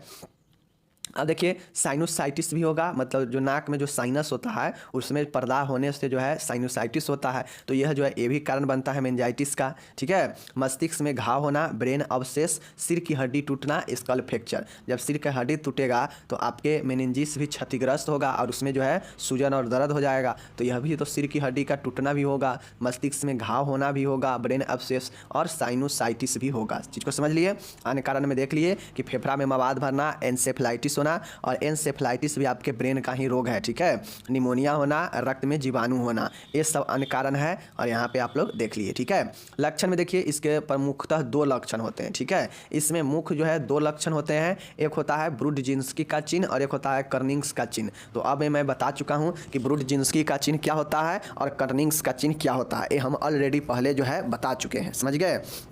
जहाँ हम लोग क्या बोलते हैं डिफरेंस का वीडियो, जहां हम लोग अंतर बताव वाला जो वीडियो किए थे, तो वहां पे ए ब्रुडजिन्स्की साइन और ब्रुडजिन्स्की साइन और एक कर्निंग्स साइन पहले मैं बता चुका हूं, ठीक है। अब देखिए ये तो दो मुख्य लक्षण हो गया ब्रुडजिन्स्की चिन्ह और कर्निंग्स चिन्ह मेनिंजाइटिस का, ठीक है ना। अन्य लक्षण भी इसके साथ में दिखता है, समझ गए। चलिए अन्य लक्षण देख लीजिए कि क्या क्या होता है व्यक्ति को। तो सिर दर्द तो करेगा ही करेगा क्योंकि ब्रेन का प्रॉब्लम है। बुखार भी पेशेंट को होगा, जब सिर दर्द कोई भी दर्द होता है तो नॉर्मली बुखार आ जाता है।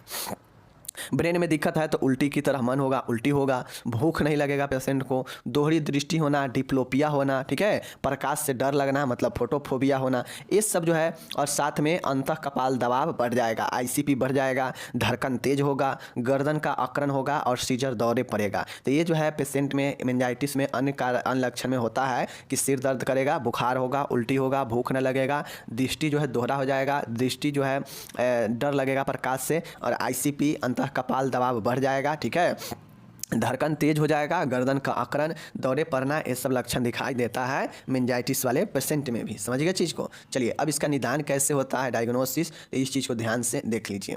शारीरिक परीक्षण होता है कोई भी संक्रमण के लिए, CASF का टेस्ट किया जाता है, मतलब CASF का जांच किया जाता है कि जो सेरेब्रो स्पाइनल फ्लूइड है इसमें कहीं कोई प्रॉब्लम तो नहीं है जिसके कारण मेनिंजाइटिस में इस प्रकार के प्रॉब्लम है, ठीक है। तो चूँकि जो CASF होता है वो भरा रहता है, ब्रेन हो चाहे स्पाइनल कोड हो, ठीक है ना।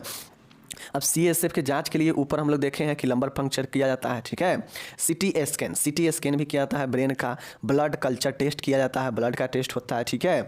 उसके बाद जो है ECG और EEG भी किया जाता है व्यक्ति का, ठीक है। साथ में CASF कल्चर सेंसिटिविटी का टेस्ट किया जाता है। तो ये जो है आपके कुछ टेस्ट होते हैं जो कि करके डायग्नोस्ट किया जाता है, समझ गए चीज़ को। चलिए देख लीजिए क्या क्या टेस्ट है, यही है मुख्यतः इसमें आपको इम्पोर्टेंट है आपका CT स्कैन, CASF और CASF कल्चर सेंसिटिविटी टेस्ट। समझ गए चीज़ को। चलिए अब इसका कॉम्प्लिकेशन जटिलता क्या हो सकता है, अगर मेनिंजाइटिस का उपचार सही से नहीं हुआ तो मेनिंजाइटिस के साथ साथ में और क्या ज़्यादा जटिल हो सकता है देख लीजिए। तो और ज़्यादा जटिल ये होगा कि एन्सेफेलाइटिस हो जाएगा, मतलब पूर्ण रूप से जो है मस्तिष्क में पर्दा होना। ये मेनिंजाइटिस होता है कि ब्रेन के जो लेयर होता है, परत होता है मेनिंजिस, उसमें इन्फ्लामेशन। लेकिन एन्सेफेलाइटिस जो होता है यह ब्रेन का ही जो है इन्फ्लामेशन होता है। समझ गए ना, मस्तिष्क का पर्दा होना। चीज़ को समझ गया। चलिए डेरिलियम क्या होता है देख लीजिए। अब आप लोग को पता है डेरिलियम मतलब सन्निपात होता है, ये आपको मानसिक जो है वहाँ भी पढ़ना है। तो डेरिलियम भी व्यक्ति को हो जाएगा, ठीक है, कोमा में व्यक्ति चला जाएगा और मृत्यु हो जाएगा। तो ये सब जो है जटिलता पेशेंट के अंदर हो सकता है मेनिंजाइटिस के साथ में, एन्सेफेलाइटिस, डेलेरियम, कोमा और मृत्यु। चीज़ को समझ गए। चलिए अब देखिए इसका जो है देखभाल में पहला आता है चिकित्सीय मैनेजमेंट। ठीक है, चिकित्सीय मैनेजमेंट अगर इसमें सर्जिकल होगा तो सर्जिकल भी देखेंगे, अगर सर्जिकल नहीं होगा तो सीधा चिकित्सीय के बाद जिसमें दवाई वाई से ठीक करने का प्रयास किया जाता है, और लास्ट में सीधा नर्सिंग प्रबंध लिखेंगे। ठीक है, देखिए चिकित्सीय प्रबंध में जो पहला है एंटीबायोटिक दवाएँ देते हैं। एंटीबायोटिक क्या करता है आपका तो एंटीबायोटिक जो होता है ये एंटीबायोटिक आपके इन्फेक्शन को रोकने के लिए, ठीक है, जैसे सेफेक्सोजिम और एम्पिसिलिन, ठीक है ना, एम्पिसिलिन और सेफेटोजाइम, ठीक है ना, सेफेटाजाइम और एम्पिसिलिन, ये एंटीबायोटिक दवाइयाँ याद रखिएगा। एंटीबायोटिक में बहुत सारे दवाई होते हैं, ऐसा नहीं है कि मैं यहाँ पे यही लिख दिया तो यही काम करेगा। एम्पिसिलिन, सेफेटोजाइम तो लिखा है, इसके अलावा और सारे एंटीबायोटिक काम कर सकता है। ठीक है, कुछ स्टेरॉयड थेरेपी दिया जाता है जिससे पेशेंट को दर्द से राहत मिले, सूजन कम हो, ठीक है ना, तो इसके लिए डेक्सामेथासोन स्टेरॉयड थेरेपी होता है। समझ गए।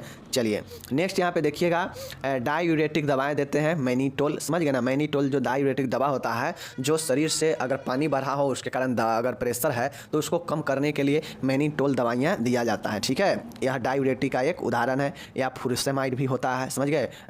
उसके बाद देखिएगा एंटी कन्वल्सल दवाएं, मतलब दौरा को रोकने के लिए फेनिटोन और फेनोबार्बिटोन दिया जाता है। यह दौरा को रोकने का काम करता है, मतलब आक्षेप को रोकने का काम करता है, मतलब आक्षेप के विरोध में काम करता है। समझ गए ना, एंटी कन्वल्सन दवाएं। समझ गए चीज़ को, तो यही फेनिटोन और फेनीबार्बिटोन होता है। समझ गए। चलिए अब उसके बाद सीडेटिव दवाएं होता है जो गति को कम करता है, डाइजेपाम और लोडेजापाम होता है जो व्यक्ति को शांत करता है। ठीक है, उसके बाद है अगर टीबी मेनिंजाइटिस, अगर व्यक्ति को टीबी मेनिंजाइटिस है तो उस दौरान टीबी का जो दवाइयां हैं रिफाम्पसिन, आइसोनियाजाइड, पायराजियामाइड और पायराजिनामाइड और स्ट्रेप्टोमाइसिन, ये दवाइयाँ सब जो है टीबी के मेनिंजाइटिस में दिया जाता है। चीज़ों को समझ लिए। अब इसके बाद जो है ये आपका इसमें कोई सर्जिकल प्रोसेस नहीं होता है, इसमें जो है दवाई के बाद सीधा आप नर्सिंग प्रबंध लिखिएगा कि एक मेनिंजाइटिस वाले पेशेंट को क्या क्या होगा और उसको क्या क्या आप देखभाल देंगे। ठीक है, एज ए नर्स आपको लिखना है पॉइंट बनाकर। समझ गए। चलिए ये हो गया समाप्त। नेक्स्ट और लास्ट क्वेश्चन है, बहुत शानदार क्वेश्चन है, रेडिएशन थेरेपी क्या है, कैंसर के उपचार में वह किस प्रकार सहायक है। देखिए दो थेरेपी कैंसर के लिए उपचार के लिए बहुत ज़्यादा जो है प्रचलित है, एक होता है रेडिएशन थेरेपी और एक होता है कीमोथेरेपी। दोनों थेरेपी में से कोई एक थेरेपी आपके एग्जाम में पूछ लिया जाएगा और आपको जो है बताना पड़ेगा। बार बार पूछा जाता है, कभी रेडिएशन थेरेपी, कभी कीमोथेरेपी, कभी रेडिएशन, कभी कीमो। तो कीमो के बारे में मैं बताऊंगा अभी आगे आने वाला समय में। अभी रेडिएशन के बारे में अच्छे से समझ लीजिए कि हो सकता है आपसे रेडिएशन के बारे में पूछ ले। समझ गए। चलिए देखिए रेडिएशन थेरेपी क्या होता है, पहले इस चीज़ को समझिए। रेडिएशन थेरेपी समझ गए ना। देखिए रेडिएशन थेरेपी मेलिग्नेंट सेल या कैंसर के उपचार की विधि है जिसमें अत्यधिक ऊर्जा युक्त विकिरणों को कैंसरग्रस्त ऊतकों पर डालकर उन्हें नष्ट किया जाता है। देखिए रेडिएशन थेरेपी, रेडिएशन का मतलब होता है विकिरण, जो एक्सरे वगैरह या फिर जो आपका क्या बोलते हैं उसको CT स्कैन वगैरह होता है ना, तो वहाँ पर रेडिएशन बहुत ज़्यादा रहता है। समझ गए ना, जो किरण रहता है वह विकिरण के द्वारा जो है व्यक्ति को फोटो लिया जाता है, एक्सरे हो या फिर क्या बोलते हैं CT स्कैन हो। तो यह एक्सरे जो है क्या करता है, यह जो रेडिएशन होता है बहुत पावरफुल होता है, यह व्यक्ति के हर एक अंग को आर पार करके जो है आराम से इमेजिंग कर देता है। समझ गए ना, मतलब छवि सामने ला देता है। तो इसीलिए जो है CT स्कैन या फिर एक्सरे में उपयोग होता है इमेजिंग के लिए। ठीक है, और यह रेडिएशन बहुत ज़्यादा खतरनाक होता है। समझ गए ना, अगर कोई व्यक्ति प्रत्येक दिन अगर लगातार 10 दिन वह एक्सरे कराए तो उसका जो है शरीर खत्म हो जाएगा, समझ गए ना। तो एक्सरे बहुत ज़्यादा खतरनाक होता है, आपका सिटी स्कैन, ये सब बिल्कुल इसी रेडिएशन पर ही काम करता है। तो अब होता यह है कि जैसे आप लोग जानते हैं कि एक होता है बेनाइन सेल और एक होता है मेनिंगेंट सेल, समझ गए ना। तो मेलिग्नेंट सेल में मेटास्टेसिस पाया जाता है, जबकि बेनाइन सेल में मेटास्टेसिस जो है अनुपस्थित होता है, ठीक है। तो आप लोग को पता है बेनाइन वाला जो है थोड़ा कम वृद्धि करता है, थोड़ा कम खतरनाक होता है। मेलिग्नेंट सेल जो होता है बहुत ज़्यादा खतरनाक होता है, समझ गए ना, यह कैंसर। तो इस प्रकार से जो है जो मेलिग्नेंट सेल होता है इसी के उपचार के लिए इस रसायन जो है रेडिएशन थेरेपी का उपयोग किया जाता है, क्योंकि मेलिग्नेंट सेल खतरनाक कैंसर का रूप होता है, तभी जाके यह रेडिएशन का उपयोग किया जाता है। यह बेनाइन सेल में उपयोग नहीं किया जाएगा, क्योंकि बेनाइन सेल आपके दवाई आपके कीमो से भी सही हो सकता है, लेकिन रेडिएशन वाला जो चीज़ें हैं मेलिग्नेंट खतरनाक होने के सिचुएशन में ही ये काम आता है, क्योंकि यह ऑलरेडी शरीर के लिए खतरनाक है रेडिएशन, समझ रहे हैं ना। चलिए, तो यह क्या करता है कि इसका जो युक्त जो विकिरण होता है ना, ये रेडिएशन जो होता है यह अत्यधिक ऊर्जा वाला होता है। अब यह अत्यधिक ऊर्जा वाला विकिरण होता है तो यह जो भी कैंसर का सेल होता है उसको जो है नष्ट कर देता है, समझ गए। तो यही जो है आपका होता है रेडिएशन थेरेपी, समझ गए। चलिए, रेडिएशन थेरेपी के प्रकार देख लीजिए। रेडिएशन थेरेपी के जो है बहुत अच्छा दो तीन प्रकार है, मैं आपको बताता हूँ। दो, ठीक है, देख लीजिए। कुल तीन प्रकार के आपके रेडिएशन थेरेपी होता है, ठीक है। तो इसको जो है आप लोग यहाँ से देख लीजिए, बहुत शानदार है, याद कर लीजिएगा तो 5 नंबर आपके फिक्स हो जाएंगे, समझ गए। और 10 नंबर में भी एक क्वेश्चन पूछता है कि रेडिएशन थेरेपी का जो है नर्सिंग प्रबंध बताए, ठीक है ना। चलिए हम लोग देखते हैं इसके प्रकार को। पहला है एक्सटर्नल रेडियोथेरेपी। पहला क्या है? बाह्य विकिरण उपचार। पहला कौन सा उपचार है? बाह्य विकिरण उपचार, समझ गए ना, एक्सटर्नल रेडियोथेरेपी। एक्सटर्नल रेडियोथेरेपी का मतलब क्या है कि देख लीजिए यहाँ पे, इसमें शरीर के बाहर से विकिरण डाला जाता है एवं इससे कैंसर उत्तक लक्षित किया जाता है, ठीक है। देख लीजिए, देखिए इसमें जो है शरीर पर बाहर से विकिरण डाला जाता है और इसे वहाँ डाला दिया जाता है, वहाँ लक्षित किया जाता है, जहाँ टारगेट किया जाता है जहाँ पे वह उत्तक हो, मतलब जहाँ पे कोशिका जो है मेलिग्नेंट ट्यूमर वाला हो, मतलब कैंसर वाला लक्षण जगह हो, वहाँ पे जो है बाहर से शरीर पर यह विकिरण डाला जाता है, इसीलिए इसे जो है एक्सटर्नल रेडियोथेरेपी कहा जाता है, समझ गए। चलिए, इसके निम्न उदाहरण देखिए, कौन से उदाहरण है। एक होता है कन्वेंशनल, ठीक है ना, कन्वेंशनल एक्सटर्नल बीम थेरेपी, और एक होता है स्टीरियोटेक्टिक रेडियोथेरेपी। दो थेरेपी याद रखना पड़ेगा जो कि एक्सटर्नल वाला है। इसका उदाहरण है conventional external beam therapy, conventional external beam therapy, और दूसरा है आपका स्टीरियोटेक्टिक रेडियोथेरेपी, ठीक है। दो याद रखिएगा, कन्वेंशनल एक्सटर्नल बीम थेरेपी और स्टीरियोटेक्टिक रेडियोथेरेपी, ठीक है। चलिए, एक्सटर्नल रेडियोथेरेपी के बारे में जान गए। चलिए, अब यहाँ पे हम लोग दूसरा पर आते हैं। दूसरा जो प्रकार है वो है आपका आंतरिक विकिरण चिकित्सा, इंटरनल रेडियोथेरेपी, ठीक है। तो आप लोग को समझना है, पहला एक्सटर्नल था, दूसरा इंटरनल है। इसमें रेडिएशन उत्पन्न करने वाले पदार्थों को जो है कैंसर ट्यूमर में या उसके समीप किया जाता है, जिससे केवल कैंसरग्रस्त ऊतकों पर रेडिएशन पड़ता है, वह स्वस्थ ऊतक सुरक्षित रहते हैं, ठीक है। देखिए, एक्सटर्नल वाला जो होता है ना, वह जो है शरीर के बाहर से जो है लक्षित किया, टारगेट किया जाता है वैसे स्थान पर जहाँ पे ट्यूमर हो, कोशिका हो, मेलिग्नेंट वाला, कैंसर वाला, ठीक है। तो हो सकता है बाहर से लक्षित करने में, टारगेट करने में हो सकता है शरीर के जो है सुरक्षित जो ऊतक है उस पर भी प्रभाव पड़ जाए रेडिएशन का, तो ऐसे में उसका भी जो है नष्ट कर देगा। तो यह इंटरनल जो रेडिएशन होता है यह क्या करता है कि कैंसर ट्यूमर में अंदर, समझ गए ना, यह रेडिएशन जो होता है यह कैंसर ट्यूमर में या फिर उसके नज़दीक समीप किया जाता है, जिससे केवल और केवल जो कैंसर ग्रस्त जो ऊतक है वहाँ पे ही जो है यह अपना प्रभाव, रेडिएशन का प्रभाव पड़ता है और सुरक्षित ऊतक जो है सुरक्षित रहता है, समझ गए।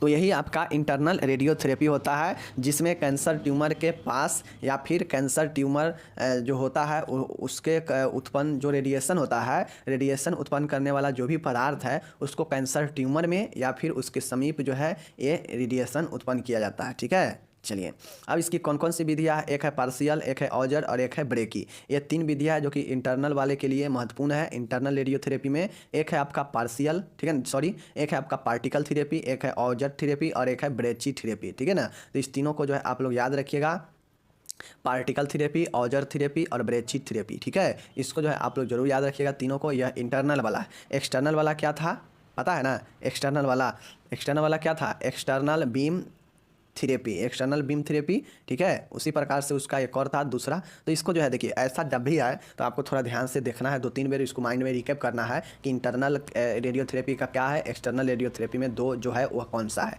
जबकि यहाँ पे देखिए पार्टिकल ऑजर और बार्ची थेरेपी, ठीक है, ब्रेची थेरेपी, समझ गए। चलिए तीसरा देखिएगा, रेडियो समनाथिक उपचार। रेडियो समनाथिक उपचार, radio isotope therapy. Radio isotope therapy क्या होता है देख लीजिए। इस विधि में रेडियो सक्रिय तत्वों का उपयोग किया जाता है। इसमें इन्फ्यूजन के साथ इन तत्वों को शरीर में भेजा जाता है। यह तत्व विशेषतः कैंसर ऊतकों द्वारा अवशोषित कर लिए जाते हैं। जहां ये रेडिएशन उत्पन्न करते हैं वह कैंसरग्रस्त ऊतकों को समाप्त करने लगते हैं। इससे रेडियो सक्रिय तत्वों युक्त माइक्रोस्फेयर का उपयोग किया जाता है। इनका व्यास लगभग 30 माइक्रोमीटर होता है, ठीक है। देखिए इसमें रेडियो सक्रिय तत्वों युक्त माइक्रोस्फेयर का उपयोग किया जाता है, मतलब एक सूक्ष्म गोला का उपयोग किया जाता है जिनका व्यास लगभग 30 माइक्रोमीटर होता है। चीज़ को समझ गए। देखिए तीसरा जो है वो है रेडियो आइसोटोप थेरेपी, रेडियो समनाथिक। अब जितने भी रेडियो सक्रिय तत्व है उसका उपयोग जो है इस विधि में किया जाता है। इसमें होता यह है कि शरीर के अंदर जो है जिस प्रकार से ब्लड को भेजा जाता है, ब्लड ट्रांसफ्यूज किया जाता है, समझ गए ना, उसी प्रकार से यह इन्फ्यूजन किया जाता है शरीर में। और यह इन्फ्यूजन के साथ जो भी रेडियो सक्रिय तत्व शरीर में जाता है तो वहाँ पे यह जो है जो कैंसर युक्त जो सेल होता है, जो कैंसर युक्त जो कोशिका है, ऊतक है, वह क्या करता है कि इस रेडियो एक्टिव तत्व को क्या करता है अपने अंदर ऑब्जर्व कर लेता है, क्या करता है अवशोषित कर लेता है। और जैसे ही अवशोषित कर लेता है कैंसर सेल इस रेडियो एक्टिव तत्व को, तो धीरे धीरे वह जो आपका तत्व होता है वह अंदर जो है रेडिएशन उत्पन्न करने लगता है। और जैसे ही रेडिएशन उत्पन्न करने लगता है तो जो कैंसर सेल, जो कैंसर ऊतक जो है अवशोषित किया है रेडियो एक्टिव तत्व को, वह जो है क्या होता है नष्ट होने लगता है खुद से ही, समझ गए। और ये जो रेडियो सक्रिय तत्व होता है, यह रेडियो सक्रिय युक्त जो तत्व है यह माइक्रोस्फेयर मतलब एक सूक्ष्म गोला का उपयोग किया जाता है जिसका व्यास लगभग 30 माइक्रोमीटर होता है। इस चीज़ को आप लोग समझ लिए कि रेडियो समनाथिक उपचार क्या हो गया, समझ लगे ना, कि एक इन्फ्यूजन किया जाता है। जिस प्रकार से ब्लड को इन्फ्यूज किया जाता है उसी प्रकार से रेडियो समनाथिक तत्व को भी रेडियो एक्टिव तत्व को भी शरीर में भेजा जाता है। भेजने के बाद जो भी ट्यूमर वाला कैंसर वाला सेल होता है वह ऑब्जर्व करता है, अवशोषित कर लेता है इस रेडियो एक्टिव तत्व को। और जैसे ही अवशोषित कर लेता है तो वह खुद से जो है नष्ट होने लगता है। क्यों नष्ट होता है? क्योंकि जो रेडियो एक्टिव तत्व होता है वह रेडिएशन उत्पन्न करने लगता है जिससे वह कोशिका जो ऑब्जर्व किया है उसको वह नष्ट होने लगता है, समझ गए। और ये जो रेडियो सक्रिय तत्व होता है यह हेमीस्फीयर के रूप में उपयोग किया जाता है, माइक्रोस्कोप के रूप में, माइक्रोस्फीयर के रूप में, जिसका व्यास लगभग 30 माइक्रोमीटर होता है, समझ गए। चलिए अब देखिए रेडियोथेरेपी का कुछ साइड इफ़ेक्ट भी होता है। क्या क्या साइड इफ़ेक्ट होता है मैंने पहले ही बताया कि रेडिएशन जो होता है बहुत ज़्यादा खतरनाक होता है। तो इसका रेडियोथेरेपी जो होता है इसका कुछ दुष्प्रभाव भी है, देख लीजिए। रेडियोथेरेपी में रोगी को दर्द नहीं होता है परंतु इसमें विकिरण के उपयोग के कारण निम्न दुष्प्रभाव हो सकते हैं, समझ गए ना। देखिए रेडियोथेरेपी में पेशेंट को कोई दर्द नहीं होता है, समझ गए ना। अन्य चीज़ों के थेरेपी में दर्द हो सकता है बट रेडियोथेरेपी में पेशेंट को दर्द नहीं होता है। लेकिन दर्द से खतरनाक इसका साइड इफ़ेक्ट होता है जो विकिरण द्वारा मनुष्य को पड़ता है, साइड इफ़ेक्ट, ठीक है। तो पहला देखिए, पहला जो दुष्प्रभाव साइड इफ़ेक्ट है वो है शीघ्र प्रकट होने वाला दुष्प्रभाव। मतलब जैसे ही रेडिएशन थेरेपी दिया और पेशेंट में जो है साइड इफ़ेक्ट इसका होने लगा तो यह जो है एक्यूट साइड इफ़ेक्ट होता है, मतलब शीघ्र प्रकट होने वाला दुष्प्रभाव। इसमें क्या क्या होता है? जीभ घबराएगा, व्यक्ति को उल्टी होगा, नौसिया वोमिटिंग होगा, त्वचा पर निशान पड़ना है, स्किन पर रेशे होने लगेंगे, त्वचा रूखी और बेजान, स्किन ड्राइनेस हो जाएगा, ठीक है। उसके बाद जो है व्यक्ति के पेट में दर्द होगा, ठीक है, स्टोमक एक होगा, आंतरीय असमानता जैसे घाव होना, अल्सर और कब्ज आदि जो है हो सकता है इस रेडिएशन के प्रयोग से। तो ये सब जो है नॉर्मली जल्दी होने वाला साइड इफ़ेक्ट है जो रेडिएशन के देने के तुरंत बाद जो है दिखाई पड़ता है, ठीक है। जैसे जी घबराना, उल्टी होना, त्वचा पर निशान पड़ना, त्वचा रूखी बेजान होना, स्किन ड्राइनेस, पेट में दर्द होना, स्टोमक एक, आंतरीय असमानता मतलब घाव होना, अल्सर होना, कब्ज होना, ठीक है। दूसरा है देरी, बेरी नहीं है यहाँ पे, समझ गए ना, बेरी नहीं होगा, देरी होगा। देरी से प्रकट होने वाला दुष्प्रभाव लेट साइड इफ़ेक्ट। अब लेट साइड इफ़ेक्ट मतलब जैसे रेडिएशन थेरेपी किसी को हो गया, घर चला गया, लेकिन कुछ दिनों के बाद जो है उससे जो है यह जो है आपको क्या होगा, कि उसको जो है यह दुष्प्रभाव देखने को मिलेगा कुछ समय बाद। जैसे देखिए यहाँ पे ऊतक में कठोरता आना, फाइब्रोसिस, जो ऊतक होगा उसमें कठोरापन आने लगेगा। त्वचा का रंग गहरा हो जाना, डार्कनेस ऑफ स्किन, समझ गए ना, ये सब जो है बहुत बाद में दिखाई पड़ता है। नेक्स्ट है बाल गिरना, हेयर लॉस से, समझ गए ना। अब जिसको ये रेडिएशन थेरेपी मिला है तो उसका जो है बाल गिरने लगेगा, ठीक है। लसिका गांठों में सूजन, लिम्फेडमा हो जाएगा, समझ गए ना, लिम्फ एडिमा हो जाएगा, जिसको लसिका गांठों में सूजन बोलते हैं। नेक्स्ट है ल्यूकोमिया हो सकता है, रक्त का कैंसर भी हो सकता है, समझ गए। चूँकि रक्त का कैंसर होगा क्योंकि वहाँ पर रेडिएशन पड़ेगा और यह जो है बहुत ज़्यादा प्रभाव दिखाएगा, तो रक्त कैंसर ल्यूकोमिया भी होगा। तो वहाँ पे ये देरी से होने वाला दुष्प्रभाव आप लोग देख लिए, ठीक है ना। देख लीजिए कौन कौन सा होता है। ऊतक कठोर होना, त्वचा का रंग गहरा पड़ जाना, बाल गिरने लगना और लसिका गांठों में सूजन होना, लिम्फेडिमा और ल्यूकेमिया, रक्त कैंसर, ये सब जो है देरी से होने वाला दुष्प्रभाव होता है, साइड इफेक्ट, ठीक है। अब देखिए रेडिएशन थेरेपी के लिए आपको एक अलग से क्वेश्चन पूछेगा कि रेडिएशन थेरेपी के लिए नर्सिंग प्रबंध लिखे, पूछा भी गया है 10 नंबर में, समझ गए ना, कि रेडिएशन थेरेपी के लिए नर्सिंग देखभाल लिखे। चलिए मैं बताता हूँ। देखिए रोगी को रेडियोथेरेपी के बारे में आवश्यक जानकारी प्रदान करनी चाहिए कि इससे क्या क्या हानियाँ क्या क्या लाभ हो सकता है, ठीक है। उसके बाद है रोगी से रेडियोथेरेपी के लिए लिखित सहमति प्राप्त करें, अगर बाद में कोई साइड इफेक्ट हो तो उसका रिस्क कवर ना रहे, ठीक है। तीसरा देखिएगा यहाँ पे रेडियोथेरेपी की अवधि को ध्यान में रखना चाहिए, प्रायः 15 से 30 मिनट तक होती है, ठीक है ना। सबसे पहले रेडियोथेरेपी को ध्यान में रखना चाहिए, ठीक है, और उसी ध्यान समय के अनुसार जो है रेडियोथेरेपी होना चाहिए। सामान्यतः इसका जो समय होता है 15 से 30 मिनट तक का होता है, समझ गए। चलिए चौथा देखिएगा रोगी के जैविक चिन्हों वाइटल साइन को रिकॉर्ड करना चाहिए। रोगी को जो वाइटल साइन होता है जैसे टेम्परेचर, पल्स, रिस्पायरेशन, इस सब को जो है चेक करते रहना चाहिए, ठीक है। नेक्स्ट है रोगी की जांच को सदैव चेक करें एवं प्रत्येक विजिट के दौरान होने वाले WBC की संख्या एवं प्लेटलेट की संख्या में परिवर्तन को रिकॉर्ड करना चाहिए, ठीक है। अब जो है प्रत्येक विजिट के दौरान रोगी के जो WBC प्लेटलेट की संख्या में जो परिवर्तन है उसको जो है डायरेक्ट जो है देखते रहना, चेक करते रहना चाहिए, रिकॉर्ड करते रहना चाहिए, ठीक है। नेक्स्ट है रोगी को श्वसन का आकलन करना चाहिए एवं यदि कोई समस्या हो तो तुरंत चिकित्सक को सूचित करें। रोगी को श्वसन का आकलन करते रहे, असेसमेंट करते रहे, अगर कोई परिवर्तन लगे तो तुरंत जो है चिकित्सक को सूचित करें, समझ रहे हैं चीज़ को। चलिए नेक्स्ट देखिएगा रोगी के शरीर के अन्य भाग को ढकना चाहिए जिससे टारगेट एरिया ही रेडिएशन के एक्सपोज में रहे, समझ गए ना। देखिए 7वां पॉइंट कहता है कि जो भी मरीज हो तो जहाँ भी अगर एक्सटर्नल रेडियोथेरेपी दिया जा रहा है तो वहाँ पे क्या करेंगे कि शरीर के अन्य हिस्सा को ढक देंगे और केवल उसी हिस्सा को जो है रेडियो के संपर्क में रखेंगे जिसको टारगेट करना है, ठीक है ना। ये चीज़ें जिससे अन्य शरीर के अन्य चीज़ों पर जो है इसका क्षति न पहुँचे। नेक्स्ट है रेडियोथेरेपी कक्ष में बच्चों, गर्भवती स्त्रियों एवं परिचितों को दूर रखना चाहिए। अब जहाँ भी ये रेडियोथेरेपी दिया जाएगा वहाँ पे दूसरे किसी व्यक्ति को नहीं रखेंगे, ठीक है। इसका बहुत ही ज़्यादा खतरनाक प्रभाव होता है, समझ रहे हैं। नेक्स्ट है 9वां है रोगी को ट्रीटिंग एरिया पर ढीले एवं मुलायम कपड़े पहनने के लिए कहना चाहिए जिससे स्किन इरिटेशन से बचा जा सके क्योंकि यह त्वचा पहले से ही शुष्क हो जाती है, ठीक है। देखिए अब पेशेंट को जो ट्रीटिंग मतलब जो उपचार करने वाला एरिया है, क्षेत्र है, वहाँ पे ढीले कपड़े कहेंगे पहनने के लिए, क्योंकि ढीले कपड़े नहीं पहनने से वो जो व्यक्ति होगा वहाँ पर उसको स्किन इरिटेट करेगा, समझ गए। क्योंकि इसके देने के बाद चाहे जब यह उपचार होने लगता है तो स्किन जो है क्या होता है आपका ड्राइनेस हो जाता है, रूखी सूखी हो जाता है, समझ गए ना। चलिए नेक्स्ट देखिएगा, ये आपका 9वां हो गया। 10वां यहाँ पे पॉइंट देखिएगा रोगी को रेडियोथेरेपी के दौरान एवं 1 वर्ष बाद तक रेडिएशन साइट को सूर्य प्रकाश से बचाने के लिए कहना चाहिए। अब जिस भी पेशेंट को रेडियोथेरेपी किया गया हो उसको जो है 1 वर्ष तक, समझ गए ना, रेडिएशन जहाँ भी रेडिएशन पड़ा है जिस भी जगह पर उसके शरीर को, उसको सूर्य की रोशनी से बचाकर रखना चाहिए। क्योंकि आप लोग जानते हैं कि सूर्य की रोशनी में भी रेडिएशन होता है। अगर आप तेज़ धूप में आप कुछ देर रह जाइए तो देखिएगा बुखार छुड़ा देता है वो धूप। क्यों? क्योंकि उसमें रेडिएशन होता है, विकिरण होता है, वह बॉडी को जो है बहुत ज़्यादा हानि पहुँचाने लगता है। इसलिए लोग कहता है कि सुबह का धूप लीजिए, नरम रहता है, सॉफ्ट रहता है, लेकिन दोपहर का धूप आप जाइए, खासकर गर्मी में बुखार एकदम छुड़ा देगा। तो यह जो है बचा के सूर्य की रोशनी से रखना चाहिए रेडिएशन साइट को। नेक्स्ट है रोगी को पर्याप्त बेड रेस्ट लेने के लिए प्रोत्साहित किया जाना चाहिए, ठीक है। नेक्स्ट है आपका देखिए रोगी को चिकित्सक आदेशानुसार दवाइयाँ दी जानी चाहिए, जैसे दर्द के लिए एनाल्जेसिक, बुखार के लिए एंटीपायरेटिक, दस्त के लिए एंटी डायरियल, समझ रहे हैं चीज़ को। चलिए नेक्स्ट यहाँ पे देखिएगा 13 नंबर का है रोगी को पोषण स्तर बनाए रखना चाहिए, ठीक है। ये सब चीज़ सब में होता है।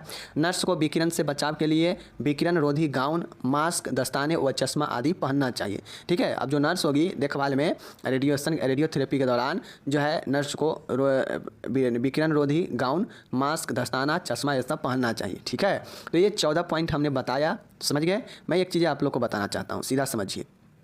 मैं ये 14 पॉइंट आपको नॉलेज के लिए बता दिया कि कैसे कैसे नर्स क्या क्या चीज़ का देखभाल करेगी। इसमें और सारी चीज़ हो सकता है जो कि नॉर्मली देख रेख किया जा सकता है, बताया जा सकता है इसके बारे में, समझ गए ना। तो मैं आपको बार बार बताता हूँ, कोई भी नर्सिंग देखभाल लिखिए, कोई भी नर्सिंग देखभाल लिखिए, मैं यहाँ बताने के लिए सीधा पॉइंट में बता दे रहा हूँ, समझ गए। लेकिन आपको 5 से 6 7 पॉइंटें जो है आपको क्या करना है, ढूंढना है जो महत्वपूर्ण देखभाल उसमें शामिल हो। जैसे रेडिएशन थेरेपी है, इसमें पेशेंट को क्या क्या होगा, क्या क्या चीज़ से बचाना चाहिए, क्या क्या चीज़ का देखभाल दिया जा सकता है। तो पहले उसको जो है एक एक पॉइंट में बना लीजिए, ठीक है ना।